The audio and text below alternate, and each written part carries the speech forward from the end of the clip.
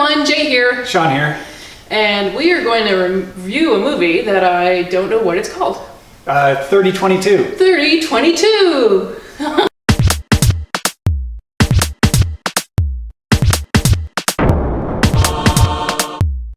Thanks, Sean. Yeah, I know you were waiting the whole movie to figure out why it was called that, and then it wasn't that exciting of a payoff. No, it was disappointing. So, just fair warning. Yeah, don't read anything into it. It's fine. Yeah, Sean read a lot into it, and we were trying to backwards engineer Yes. several theses during. Anyways, it was pointless. Don't do it. Yeah. The movie itself, a newish title on Netflix, science fiction, starring Kate Walsh and Omar Epps. As part of a team of astronauts, I guess they're still called astronauts, although in the future, and this does take place in what, like 2190? 2190. Is that okay? Yeah. So it takes place in the future-ish. Future. Yeah, Future. It's the future. Although it seems like NASA has really loosened a lot of their expectations of what an astronaut is in the future. So I guess there's like an Earth colony being built where in Jupiter? Yeah, a moon of Jupiter. And there is a refueling station about halfway between Earth and Jupiter.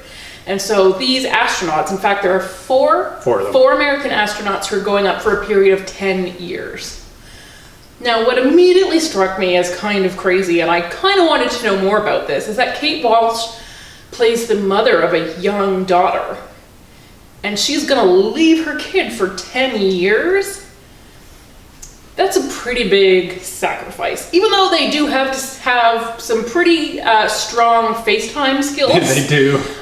So, she is watching her daughter grow up, but it's, She's over in space. Skype. Yeah. She's not there for it, which is a big deal. But in fact, we don't, other than that very small glimpse at the beginning of the movie that informs her, we don't really know much about any of these astronauts who have signed up for a very long term, a very long mission. We don't. We don't know about their home life. We just know about their life in this refueling station. And the first year goes quite well. The novelty of being in space is still there, and they're just up there having fun, doing a waltz and playing soccer and cheating on their spouses. Yeah. Then But it's like the area code thing, right? I'm sorry, please tell us. Well, I just heard this thing about it's not cheating if you're in a different area code. Apparently that's false.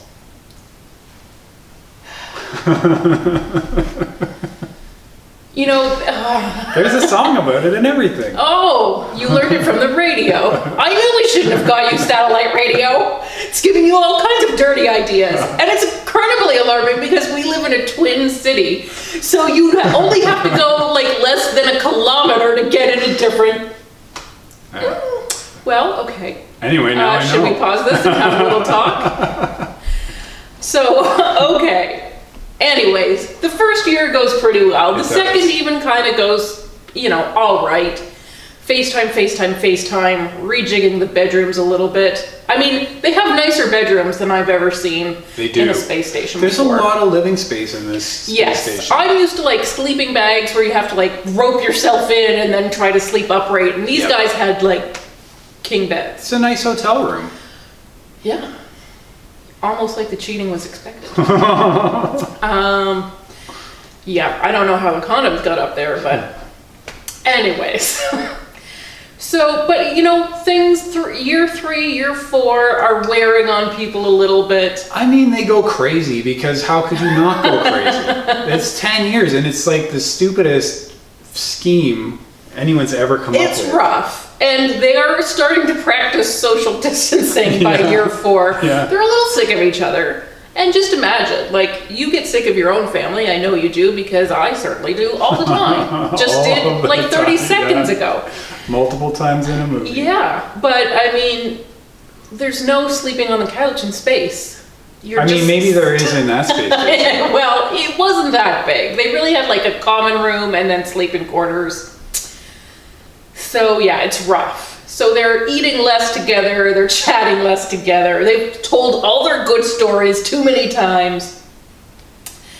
And then the captain of the ship, who is played by Omar Epps, is having increasingly problematic night terrors. So much so that the doctor of the ship decides they should really pull the plug, that this guy is no longer fit for service, he poses a risk. And we know that that's true, because we see him nearly kill his sleeping partner, you know. Anyways, that's going to be real hard to explain to the spouse back home. Anyways, so he's ready to pull the plug, but then something super crazy happens. The end of the world. So that's not a spoiler, that's really the premise of the movie. An extinction-level event happens on Earth, or at least they believe it has. Earth disappears. They can't find it. Yes.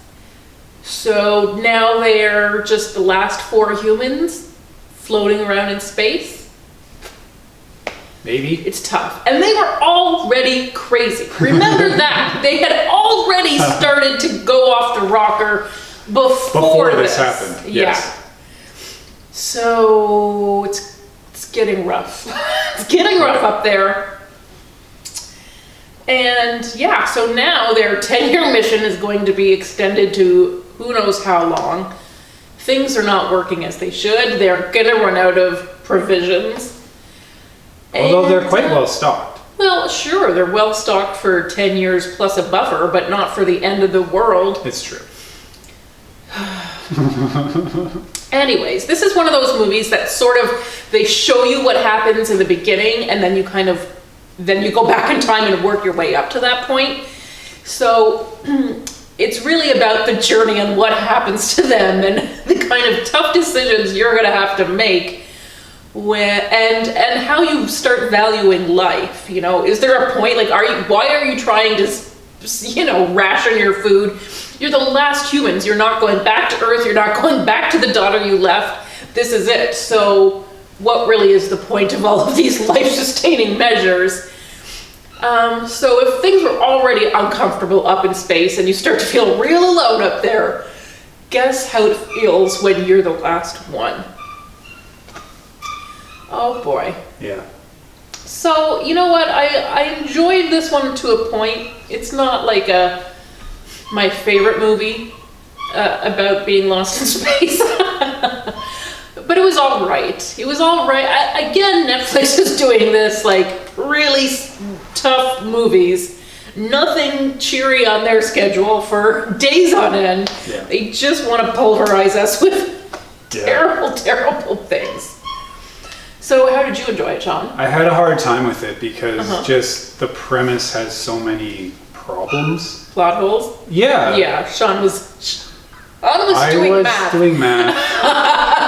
And it was, Sean was doing pretty math, basic, guys. but I was beating the astronauts at things that seem pretty straightforward. I mean, I don't know what the qualifications of being an astronaut even are in these times. They seemed pretty lax. Well, they all smoke a lot. Somehow. A lot on a space station. In the future, yeah. Which is like, I think just rule number 1 of no fire in space. Oh, for sure it is. Yeah. Except if it's on the end of a cigarette. Then it's cool. And presumably whatever lit the cigarette. Yeah. They're not even e-cigarettes, guys. No, they're not. They're the classic ones. Yeah. They're 20th century technology. Yes, they're Luddites when it comes to their vices. And then, yeah, just like the calculations of the rations are bizarre. Are a little, wonky. And the location of this is really fuzzy, of like how long it takes to get there from Earth. Yes, for sure. And then the whole 10-year thing of like, you could change people out. If this is a refueling station, presumably there's traffic back and forth. They don't have to be there for 10 years. Obviously, if they're there for 10 years, they're gonna crack up. That's... Yeah, I mean, for this refueling station, we didn't see any refueling. Not a one. No, not one time. You know, so why? Why are they there? We don't know. no. So get past that stuff or let it not bother you. It's pretty good. I mean, just as it does fairly well at drama. like having some good tension, and you know, you feel apprehensive about almost every decision they're making because obviously they are all life or death, but and they're all like crazy. They're not making good decisions. no, they are not. And like the guy that called the captain crazy, the doctor, oh, he's gonna spin out. He's worse, yeah. And like unnecessarily, I feel like he just like, oh, he went from 0 to 60 in no time at that all. actor just wanted something for his reel. It could be that wasn't even in the script. Yeah, it did feel like it was, I don't know, there was a lot of unexplained stuff, like people just start staring out into space for longer and longer periods, which I don't know if that's just ennui or if that was like a side effect of whatever it was that hit Earth, because something seemed to have blazed by them. We don't know what. They're super vague on everything. Like, are there actual humans on this moon of Jupiter? Presumably, but how do they get there? Nobody's going out. Nobody in 10 years apparently is even, like, everything is not quite as forthcoming on pretty salient information. Yeah, you know? It should be basic stuff, but it's just left out there for, I mean, no good reason either. Yes. Well, I guess we criticize the movie if there's too much exposition of characters telling each other things out loud that they already know. So in this case, they knew the answers, didn't feel the need to ever discuss them in front of us, and so you don't know anything outside of their little space station. No, and I guess really you can chalk it up to that, and it's some of the way, but not all the way. No. And I mean, it is weird because we never get a link back to Earth. Like, she talks to her daughter a couple of times. I don't even know if we hear anything out of the daughter's mouth. I don't think we do. So, you know, we have no frame of reference, I guess. No. So, I think the stakes could have felt higher had we had any link back to Earth. Yeah. But instead, all we have are these 4 nuts. Just 4 nuts in space. Just going around and around and making one big nut bar. Well said. Yeah. So it is not the worst thing on Netflix because we already watched and reviewed the worst thing on Netflix. I mean, a couple of times over, I think. Well, there you go. Yes. You know, maybe you're just jonesing for some sci-fi, and this is definitely some sci-fi. But you know, bring your calculator. You're gonna need it. You are gonna be so tempted to start crunching those numbers, and I don't think it requires half as much crunching as... I don't even think it may require a calculator. There you go. Okay, guys, thanks so much for tuning in. Have a good day. Bye. Bye.